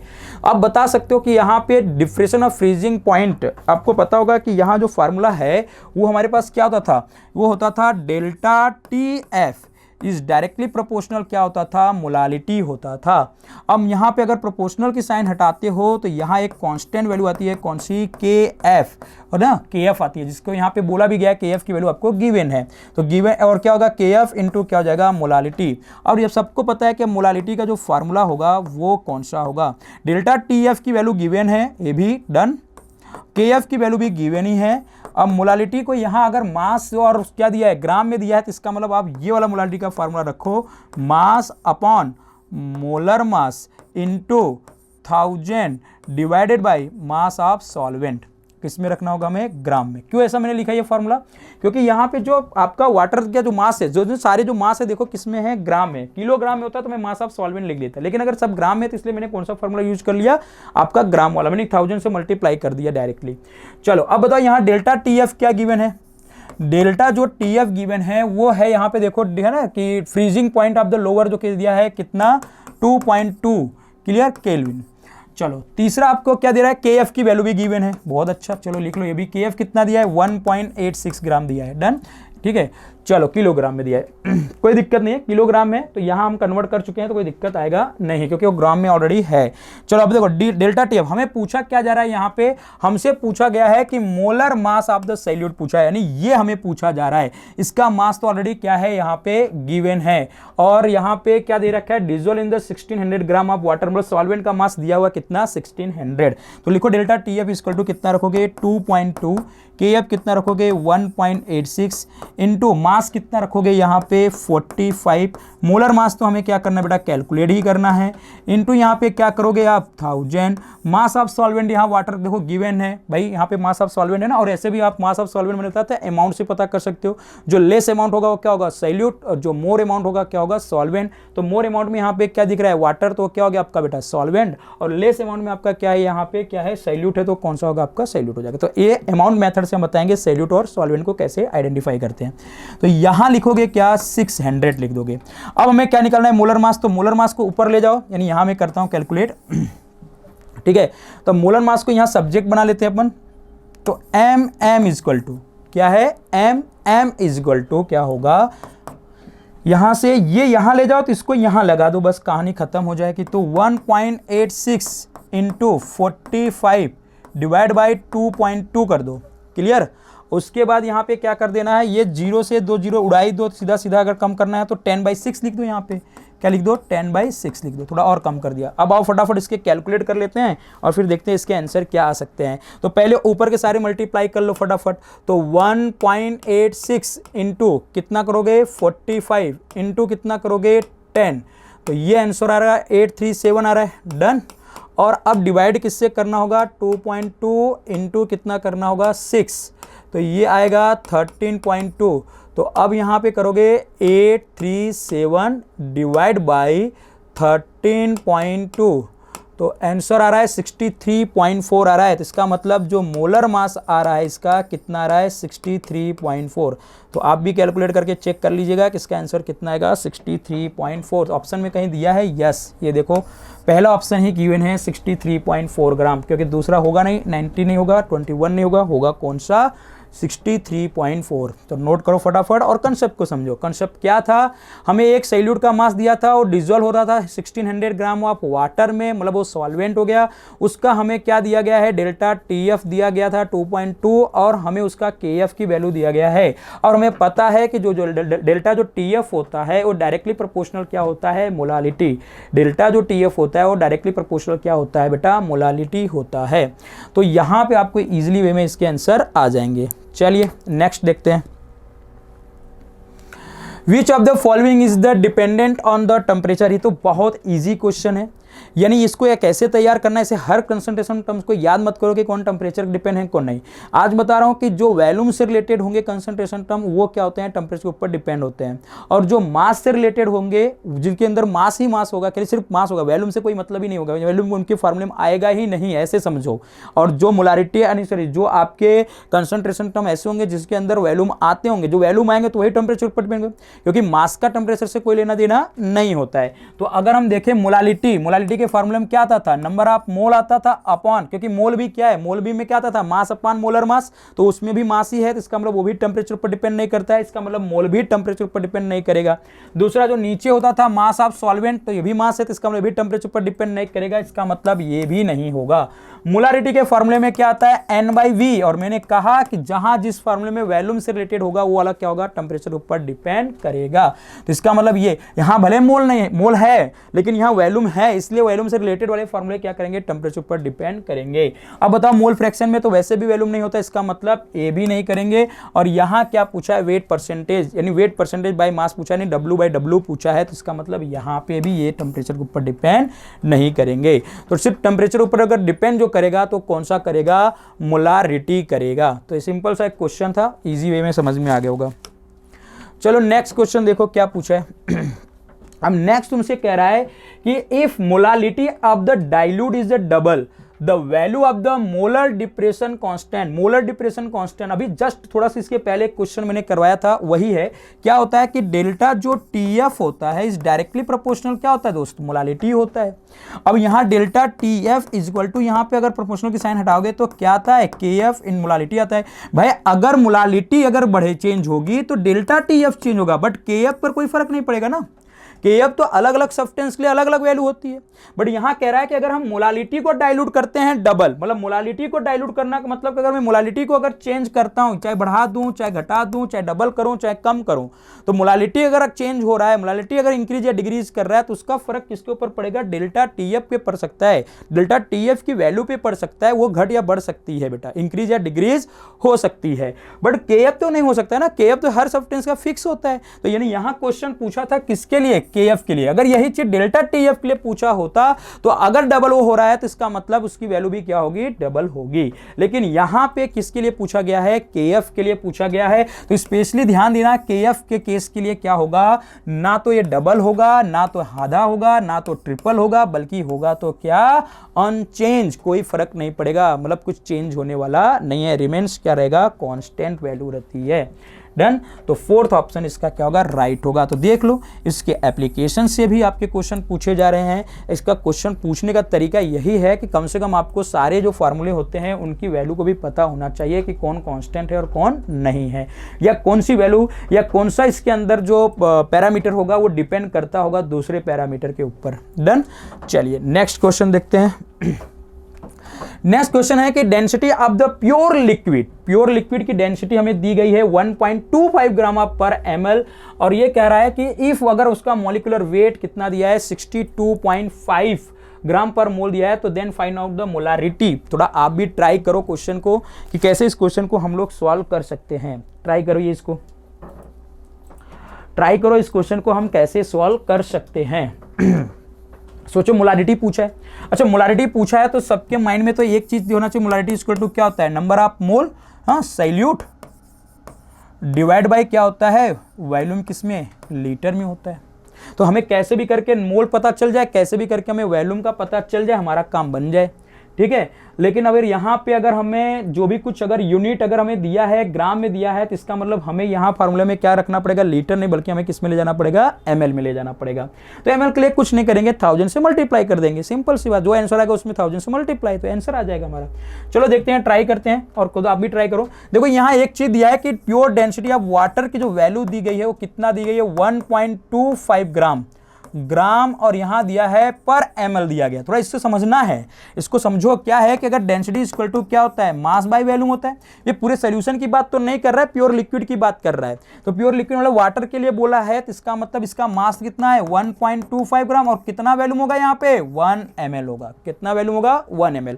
अब हमें पता चल गया, यहां हमें पता चल गया है कि एमएल मतलब कि वॉल्यूम का पता चल गया, कितना वॉल्यूम आ रहा है, 1 ml, और मास में पता चल गया कितना आ रहा है, 1.25 ग्राम आ रहा है। तो अब सिंपल सी बात है कि इसका मॉलिक्यूलर वेट हमें दिया हुआ है 62.5 ग्राम, तो मोलारिटी की जगह हम यहां पे रखेंगे मास अपॉन मोलर मास, तो मास कितना आ गया, 1.25, और यहां हमें क्या दिया हुआ है, मॉलिक्यूलर वेट, तो कितना रखेंगे, 62.5 रखेंगे। और एक चीज ध्यान देना, ये सारी यूनिट किस में है, ग्राम में है, तो इसका मतलब हम लीटर में नहीं निकाल पाएंगे, किस में निकाल पाएंगे हम इसको। अगर लीटर में निकालना होगा तो इस 1 ml को क्या करना पड़ेगा, 1000 से डिवाइड करोगे तो ये किस में आ जाएगा, लीटर में आ जाएगा। लेकिन अगर इसको आपको अगर एमएल में ले जाना है तो सॉरी, तो यहां पे क्या करो, सॉरी लीटर में ले जाना है तो 1000 से डिवाइड करो। अगर इसको आप एमएल में ले जाना है तो इसको क्या करें, 1000 से मल्टीप्लाई। बट वो एमएल में है और यहां आंसर सब किस में है, एमएल में ही है। तो इसको हम क्या करते हैं, लेकिन यहां फॉर्मूला हमने क्या रखा है, लीटर, तो लीटर रखा है, तो इसको क्या करते हैं, डिवाइड ही कर देते हैं 1000 से। तो यानी डिवाइड 1000 से करोगे तो इसका मतलब यहां मल्टीप्लाई कर दो किससे, 1000 से। तो थोड़ा सा इसका आंसर देखो क्या आ रहा है, यहां पे देखो, तो यहां पहले आएगा 1.25, अगर इसका क्या करोगे, डिवाइड करोगे किससे, 62.5 से, तो इसका आंसर आ रहा है यहाँ पे 0.02 आ रहा है, और 0.02 इंटू क्या कर दोगे, 1000, तो इंटू करोगे यहाँ पे कितना, 1000, तो ये आ रहा है कितना, 20। तो m की वैल्यू कितनी आ गई, 20। अभी बहुत सारे स्टूडेंट सोचे सर आपने यहाँ 1000 का क्यों मल्टीप्लाई किया, अरे क्यों किया भाई, ये ml किस में है, सॉरी ये वैल्यूम किस में है, ml में दिया हुआ है। फार्मूले में हमें वैल्यू किस में रखनी है, लीटर में रखनी है, तो यूनिट तो चेंज करना पड़ेगा ना। इस ml को यहाँ 1000 से ही चाहे तुम क्या कर दो, डिवाइड कर दो, तो लीटर ले लो। ऐसे ही कर सकते हो, 1 अपॉन क्या कर सकते थे यहाँ पे 1000, तो जो 1 अपॉन 1000 जब करते तुम यहाँ पे, तो इसका आंसर जो है चेक करो कितना आता, 0.001 आता। तो सीधा सीधा जो वैल्यू यहां आ रही है 0.002 जो आती, तो उसमें से किसने डिवाइड कर देते आप, 0.001 से, तब भी आंसर क्या आता है आपका, 20 आ ही जाता। क्लियर। तो इस तरह से इस क्वेश्चन को सॉल्व करना था, बहुत आसान क्वेश्चन था, बट इसको समझना आपको लिए दिक्कत नहीं होना चाहिए। बस यहां याद रखना, ये जो वैल्यूम दिया हुआ है, इस वैल्यूम को एमएल में दिया था, और यहां जो फार्मूला रखना है मोलारिटी का वो लीटर में है, तो इसको किस में कन्वर्ट कर दिया, लीटर में। लीटर में कन्वर्ट करने के लिए मैंने 1000 से डिवाइड किया है, जो नीचे डिवाइड करोगे तो ऊपर क्या चला जाएगा, मल्टीप्लाई, तो यहाँ पे क्या हो जाएगा, मल्टीप्लाई। तो ये मत समझना मैंने क्या कर दिया है, मल्टीप्लाई, ऐसा। एक्चुअली मैंने क्या किया, यहाँ एमएल को क्या करूंगा, पहले मैं 1000 से डिवाइड करूंगा, क्या इसमें आ जाएगा, लीटर में आ जाएगा। और अगर इसको लीटर में रखना है तो क्या कर दो, 1000 से मल्टीप्लाई करो, तो तब भी आपका आ जाए, क्योंकि मास किसमें है यहाँ पे, ग्राम, ये भी मास किसमें है, ग्राम। तो यानी यहाँ पे मल्टीप्लाई, अगर आपको जो वैल्यूम रखना होगा किसमें रखना पड़ेगा, एमएल में, तो इसके लिए मतलब आपको यहाँ पे 1000 से मल्टीप्लाई कर दो। क्लियर। तो आंसर आपका आ जाएगा m = 20। तो फटाफट आंसर देखो, चेक कर लो कौन सा है, 4th वाला ऑप्शन। इजी है। क्लियर। कोई दिक्कत नहीं होनी चाहिए। थोड़ा सा क्वेश्चन को फिर से एक बार समझो कि यहाँ पे आपको प्योर लिक्विड पूछा था, अगर यहाँ सॉल्यूशन का पूछा गया होता तब नहीं रख सकते थे, क्योंकि यहाँ पे देखो ऊपर क्वेश्चन में ध्यान देना, कई स्टूडेंट्स यही माइंड लगा रहे होंगे, सर ये आप कैसे रख सकते हो, क्योंकि तो डेंसिटी तो पूरे सॉल्यूशन का होगा और जो मास होगा पूरे सॉल्यूशन का होगा। बट यहाँ पूरे सॉल्यूशन की बात ही नहीं किया है ना, उसने प्योर लिक्विड के लिए बात बोला है। तो प्योर लिक्विड की अगर बात करोगे डेंसिटी का, तो जो आपका वाटर का मास होगा कितना है, 1.25 ग्राम है, और जो वाटर का वॉल्यूम होगा वो कितना दिया है वहाँ पे, 1 ml दिया हुआ है। तब तो हमें मिल गया ना, मास भी मिल गया, वॉल्यूम भी मिल गया वाटर का, कितने में डिजोल्व हो रहा है। ठीक है। तो अब यहाँ से हम क्या निकाल लेंगे, इजी वे से क्या निकाल लेंगे, मोलारिटी को कैलकुलेट कर सकते हैं। ठीक है। अगर पूरा सोल्यूशन होता तब नहीं कर सकते थे। ठीक है। तो उसके लिए हमारे पास दूसरा एक फार्मूला है, उसको हम लोग अप्लाई करते हैं। चलिए नेक्स्ट।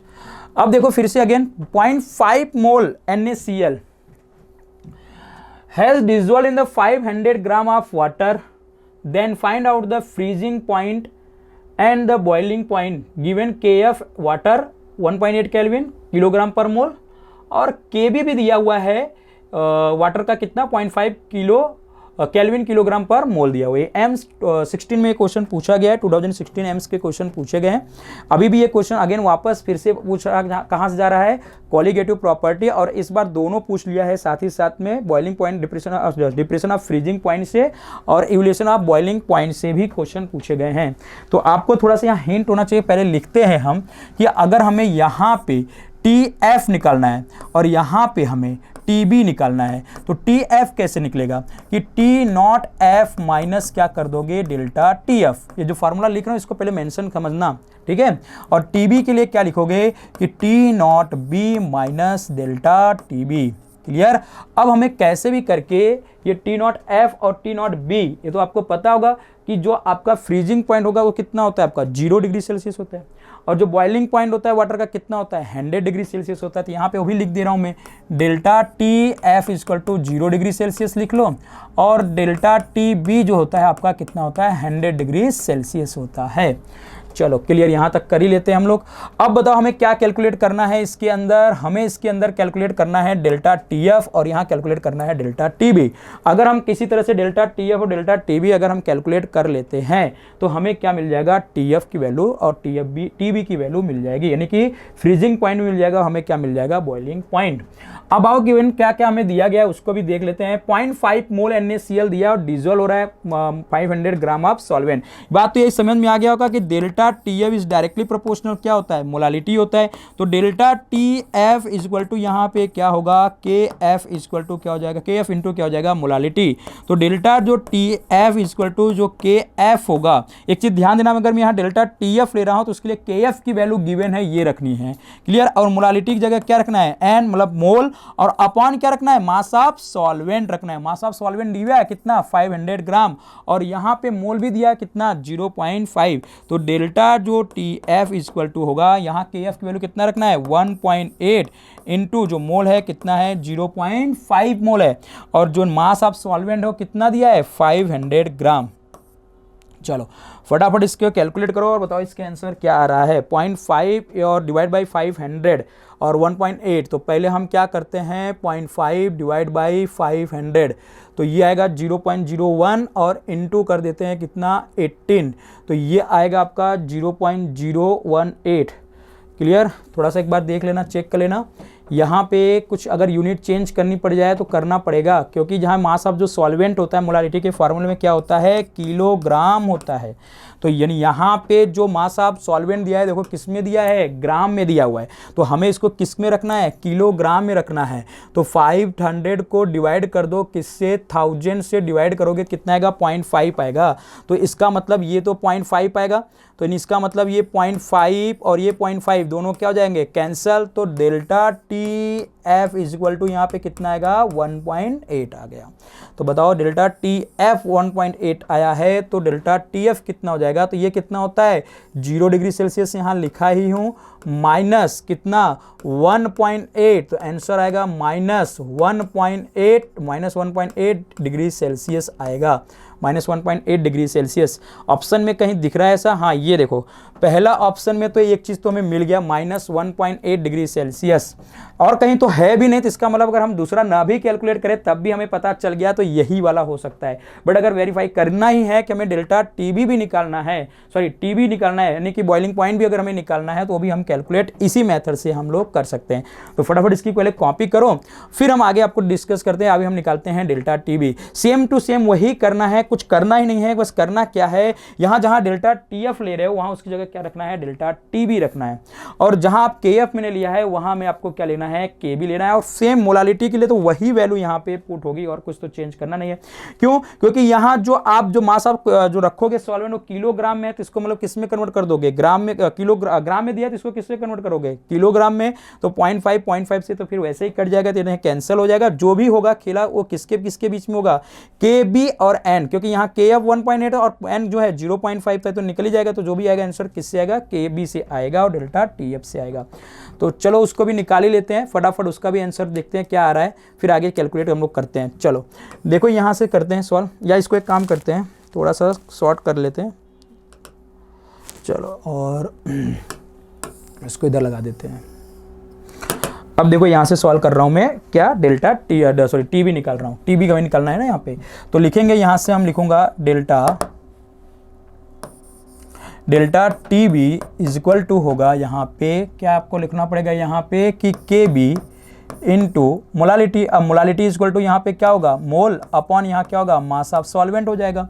ठीक है, ये क्या हो जाएगा, मास ऑफ सॉल्वेंट। लिख देता हूँ मास ऑफ सॉल्वेंट किलोग्राम में। अगर यहाँ पे मास ग्राम में दिया तो इसका मतलब 1000 से डिवाइड कर दो, किस में हो जाएगा, ग्राम में हो जाएगा। तो डेल्टा जो T F is equal to K B की वैल्यू कितनी दी है यहाँ पे 0.5 दिया है। इसका मतलब यहाँ पे आप जो करोगे मल्टीप्लाई, थोड़ा सा चेक कर लो क्या आएगा। यहाँ पे आप देखोगे तो 0.5 इंटू ये भी 0.5, नीचे क्या हो जाएगा, नीचे भी 0.5 आएगा ना यार। क्यों, क्योंकि ये 500 ग्राम है, इसको आप किलोग्राम में करोगे तो 1000 से क्या कर दोगे, डिवाइड करोगे तो कितना आ जाएगा 0.5। तो 0.5 से क्या हो जाएगा, ये तो कैंसिल हो गया, कितना आ गया 1। तो डेल्टा जो टी एफ इक्वल टू कितना आ गया 0.5 आ गया। अब डेल्टा टी एफ 0.5 आ गया है तो टी बी इक्वल टू यहाँ बताओ क्या हो जाएगा। अब टी बी नॉट की वैल्यू कितना होता है 100, और ये एक मिनट यहाँ पे 100 होगा, और दूसरा क्या होगा यहाँ पे देखो कहीं मिस्टेक हो रहा है क्या चेक करो। T B plus delta T not B इसमें ऐड कर देना है ना, हाँ यस, इसमें क्या कर देना है, ऐड कर देना जो वैल्यू यहाँ आ रही है डेल्टा टी एफ। हाँ एक मिनट, ये डेल्टा टी बी की वैल्यू है ना, और डेल्टा टी एफ मैं यहाँ पे गलत लिख रहा हूँ, देखो ध्यान से, मैंने डेल्टा टी एफ फिर से लिखना स्टार्ट किया था और यहाँ के बी लिखा हो। इसकी जगह आपको क्या करना है, यहाँ पे डेल्टा टी बी लिखो equal to K B into यहाँ पे आप क्या करोगे, मोलालिटी रखोगे, यानी कि मोल अपॉन क्या रखोगे, मास ऑफ सॉल्वेंट, वो भी किसके अंदर, किलोग्राम में। चलो अब बताओ यहाँ पे जो टी बी है आपका, टी नॉट बी तो आपका 100 डिग्री सेल्सियस होगा, हमें कैसे भी करके डेल्टा टी बी निकाल देना है। डेल्टा टी बी कैसे निकलेगा, तो delta T B is equal to K B कितना रखोगे 0.5, और ये भी कितना आएगा 0.5, ये भी कितना आएगा 0.5 आएगा। यहाँ एक काम करना, ऐड करना पड़ेगा, ठीक है, फार्मूले में एक बार चेक कर लेना, इसके लिए क्या होगा, ऐड होगा। Delta T B is equal to, देखते हैं, delta T B is equal to यहाँ पे आपका आएगा डेल्टा टी बी और इज इक्वल टू यहाँ पे हो जाएगा टी नॉट बी, और फॉर्मूले में यहाँ पे आएगा माइनस टी बी। तो अगर ये यहाँ आएगा वो वहाँ जाएगा तो माइनस ही होगा। क्लियर है, सही है, क्लियर। तो यानी यहाँ पे आ जाएगा टोटल जो आएगा delta T B is equal to 100, sorry 100 नहीं 0.5, तो 0.5 और इसके अंदर 100 को ऐड कर दोगे तो कितना आ जाएगा, T B is equal to 100.5 आ जाएगा, डिग्री सेल्सियस आ जाएगा। तो आंसर आपका कौन सा होगा, फर्स्ट वाला आंसर राइट होगा। नोट कर लो इसको, ठीक है, इसको क्या कर लो आप, नोट कर लो, ठीक है।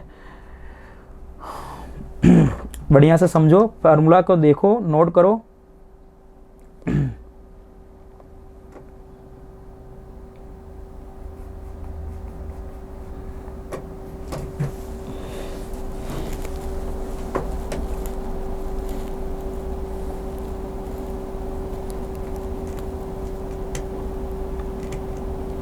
हाँ, टी बी इक्वल टू यहाँ पे फार्मूले में क्या लगाना है, प्लस लगा देना है। क्लियर, तो आपका आंसर राइट हो जाएगा।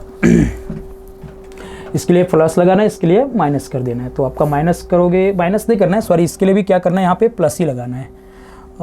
0.8 और माइनस, एक मिनट यहाँ पे मैं चेंज कर दे रहा हूँ। हाँ निकल गया, सही है। तो T F equal to T not F minus delta T F, तो टी नॉट 0 डिग्री और ये कितना है माइनस, ये तो सही आ रहा है माइनस 1.8। और यहाँ क्या करना है, T B equal to T not B plus, क्योंकि इल्यूशन ऑफ बॉइलिंग पॉइंट में क्या होता है, इंक्रीज होता है, तो इंक्रीज होगा, इसलिए यहाँ पे क्या लगाओगे, प्लस की वैल्यू लगाओगे। ठीक है, सही है आंसर ये। तो 100.5 डिग्री सेल्सियस आएगा, तो ये आपका आंसर सही है। ये यहाँ से कैंसिल कर दो, तो ये आपका बचेगा क्या, delta T B equal to क्या बचेगा, 0.5 बचेगा। चलो नेक्स्ट करते हैं क्वेश्चन। चलो नेक्स्ट क्वेश्चन है कि if we dissolve non volatile solute in the solvent then the lowering in vapour pressure is the depend on AIIMS 2016 में क्वेश्चन पूछा गया है। अब बताओ, जो रिलेटिव लोअरिंग वेपर प्रेशर होता था P नॉट A, और यहाँ क्या होता था पी एस अपॉन क्या होता था P not A is equal to, यानी कि यहाँ प्योर वेपर प्रेशर और ये क्या माइनस क्या होता था जो वेपर प्रेशर ऑफ सॉल्यूशन, और रिलेटिव करने के लिए उसी से हम लोग क्या करते थे डिवाइड करते थे, यानी कि प्योर वेपर प्रेशर से। और यहाँ होता था हमारे पास मोल फ्रैक्शन होता था, किसका होता था मोल फ्रैक्शन।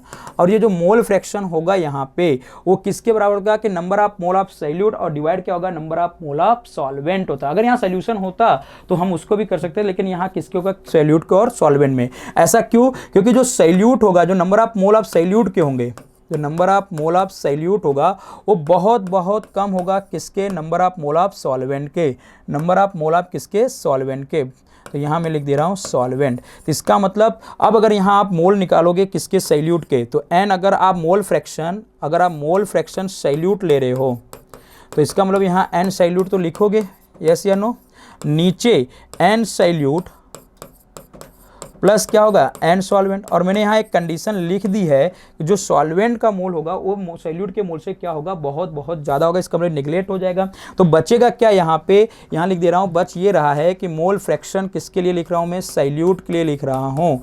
तो ये क्या हो जाएगा कि N solute divide by N solvent. तो आप ही देखो ये ऑप्शन कहीं आपको ऐसा दिख रहा है इसी के रिस्पेक्ट के लिए, तो वही आंसर इसका होगा। तो पहला है कि number of mole of solute, number of mole of solute यहाँ है, यहाँ number of mole of solvent है तो इसका मतलब ये नहीं होगा, यहाँ number of mole of solvent है तो ये नहीं होगा, सॉल्यूट के ऊपर होता है, या ध्यान देना यहाँ number of mole of solution ऊपर दिया है और नीचे सॉल्यूट दिया है तो ये गलत होगा। अगर ये उल्टा होता तो ये भी हो सकता था, लेकिन ये नहीं है, ऊपर सॉल्यूट होना चाहिए, नीचे क्या होना चाहिए सॉल्यूशन या फिर क्या होना चाहिए सॉल्वेंट का होना चाहिए। तो ऐसा ऑप्शन सिर्फ आपको कहाँ दिख रहा है, फर्स्ट वाले मिल रहा है कि number of mole of solute divide by number of mole of solvent. तो यही आंसर इसका क्या होगा राइट होगा। तो फर्स्ट ऑप्शन इसका क्या होगा राइट होगा। तो ये भी रिलेटिव लोअरिंग वेपर प्रेशर से ही रिलेटेड क्वेश्चन था, बस थोड़ा सा माइंड को दौड़ाने के लिए किया है। माइंड को दौड़ाने के मतलब कि माइंड को आपको यूटिलाइज करने के लिए किया है कि आप सारे कंसेप्ट इसके अंदर समझ में आ रहा है कि नहीं आ रहा है, कि किसके वैल्यू को रखना है और किसको नहीं रखना है।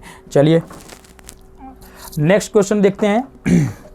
अब नेक्स्ट क्वेश्चन क्या दिया गया है, if density of the methanol is 0.28 kilogram litre inverse and find out the required volume to the prepare 0.4 molar 2.5 litre solution.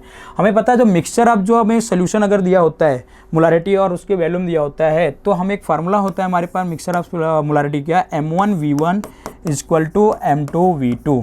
Clear. तो हमें यहाँ M2V2 की वैल्यू तो गिवन है 0.5 और कितना लीटर दिया है वैल्यूम 2.5 लीटर दिया है। हमें दूसरे का हमें क्या दिया है डेंसिटी दिया है मिथेनॉल की। तो आप एक चीज़ का ध्यान देना यहाँ कि जो मोलारिटी भी होता है मिथेनॉल का अगर हमें निकालना होगा, अगर हमें डेंसिटी गिवन है तो सीधा सीधा हम यहाँ पे क्या रखेंगे कि डेंसिटी ऑफ मिथेनॉल रख दो और divide by molar mass of methanol. ये भी एक फार्मूला होता है मोलारिटी का, नोट कर लीजिएगा। तो डी मिथेनॉल का क्या हो जाएगा 0.8 और मिथेनॉल का मोलर मास निकाल लो कितना हो जाएगा 12 और 3 कितना हो गया 15 और 1 कितना हो गया 16 और ऑक्सीजन कितना होता है 16। लेकिन एक चीज़ ध्यान देना, तो 16 और वो कितना था वहाँ पे 16, अरे अकेला ऑक्सीजन का 16 और कार्बन और 4 हाइड्रोजन है वो मिलके कितने हो गए 16, तो 16 कितना हो गया 32। तो एक चीज़ ध्यान देना यहाँ 32 क्या आएगा आपके ग्राम में आएगा, लेकिन यहाँ पे देखो हमें किस में रखना है किलोग्राम में। तो 32 को क्या करना है 1000 से डिवाइड कर दो। 32 को क्या करोगे 1000 से डिवाइड कर दोगे तो आपका आएगा 0.032। तो मैंने डायरेक्ट रख रहा हूँ यहाँ पे 0.032 आएगा, तो इसको रख लो यहाँ पे। तो ये आपका यहाँ से क्या मिल जाएगा मोलारिटी। अब बताओ मोलारिटी कितना आ जाएगा, तो करोगे 0.8, क्या करोगे 0.8 डिवाइड बाई यहाँ पे कर लो क्या 0.0 और यहाँ पे क्या करोगे 32। तो ये आंसर इसका कितना आ जाएगा 25 आ गया। तो मोलारिटी इक्वल टू कितना आ जाएगा 25। ऐसा एक क्वेश्चन मैं आपको बताऊँ, ऐसा एक क्वेश्चन आपके एनसीईआरटी में भी दिया हुआ है, ठीक है। एनसीईआरटी एक्सरसाइज जब क्वेश्चन करोगे उसके अंदर ऐसा एक टाइप का क्वेश्चन होगा, वो 11 की क्लास के होंगे या तो फिर 12 की क्लास होगा। जनरली 11 की क्लास में ऐसा एक क्वेश्चन पूछा गया है, बस वहाँ पे यूनिट चेंज हुआ होगा, बाकी तो सब कुछ सेम यही मेथड से वो भी सॉल्व कर सकते हो आप। क्लियर, बस खाली यहाँ पे क्या कर दिया डाटा को खाली चेंज कर दिया है। तो अब यहाँ पे रख लेते हैं कि M1 हमें कितना मिल गया 25, V1 हमें कैलकुलेट करना है, M2 हमें दिया है 0.4 और V2 हमें यहाँ दिया है 2.5 लीटर। कितना दिया है 2.5। तो बताओ यहाँ से कि V1 इक्वल टू हम क्या निकाल सकते हैं, V1 हम निकालेंगे 0.4 और इनटू कितना करेंगे 2.5 डिवाइड बाई कितना करेंगे 25। बताओ फटाफट आंसर क्या आने वाला है, बताओ जल्दी से कैलकुलेट करो, जल्दी से बताओ आंसर क्या आएगा। तो 0.4 और इनटू कर दोगे कितना 2.5, तो ये आ रहा है 1, क्लियर। और अगर यहाँ 1 को डिवाइड करोगे तो किसमें 25 में, तो ये आ रहा है 0.04 लीटर। कितना आ रहा है V1 इक्वल टू 0.04 लीटर। अब ऑप्शन कहाँ है, देखो 0.4 है, नहीं है, बहुत कॉम्प्लिकेटेड आंसर भी दिए रखा है, ध्यान से देखना। 0.04 है तो 0.4 है तो नहीं होगा, 4 लीटर ये भी नहीं होगा, हाँ 0.04 लीटर है तो ये वाला आंसर आपका सही होगा। यहाँ क्या दिया है 40 लीटर दिया है। अच्छा अगर यही क्वेश्चन में अगर ml के रिस्पेक्ट में दिया होता तो जितना आ रहा है उसके अंदर कितने से मल्टीप्लाई करते हैं 1000 से, तब आंसर क्या आता 40 ml। अगर इस लीटर की जगह ml होता तब ये दोनों ऑप्शन क्या थे, सही थे, बट वहां पे एक मेंशन क्या कर दिया है लीटर। तो थोड़ा सा इस चीज का ध्यान देना यूनिट के ऊपर और वैल्यू के ऊपर, क्योंकि वैल्यू एकदम कॉम्प्लिकेटेड रखा हुआ है, जैसे एकदम एक दूसरे के नजदीक में ही है। तो ऐसे क्वेश्चन को करने से पहले एक बार न्यूमेरिकल को बढ़िया से चेक करना, क्योंकि हमें पहले बहुत बार ऐसा लगता है कि हम सही जा रहे हैं, कैलकुलेशन सही है, बट उस समय बेटा प्रेशर रहता है और कंसंट्रेशन इतना ज़्यादा नहीं हो पाने की वजह से ऐसे क्वेश्चन बहुत गलतियां हो जाती है। बहुत इजी क्वेश्चन, बहुत कैलकुलेशन मिस्टेक हो जाता है। तो इसके कैलकुलेशन पर आपको क्या करना पड़ेगा, अप्लाई करना पड़ेगा। तो चलो नेक्स्ट देखते हैं क्वेश्चन। तो बस आज के इस सेशन के अंदर इतने ही नीट के क्वेश्चन थे, और अभी हम लोग नेक्स्ट जो आपका आएगा उसके अंदर अगला एक कोई दूसरा चैप्टर का हम लोग क्या करेंगे, PY करेंगे। Thank you.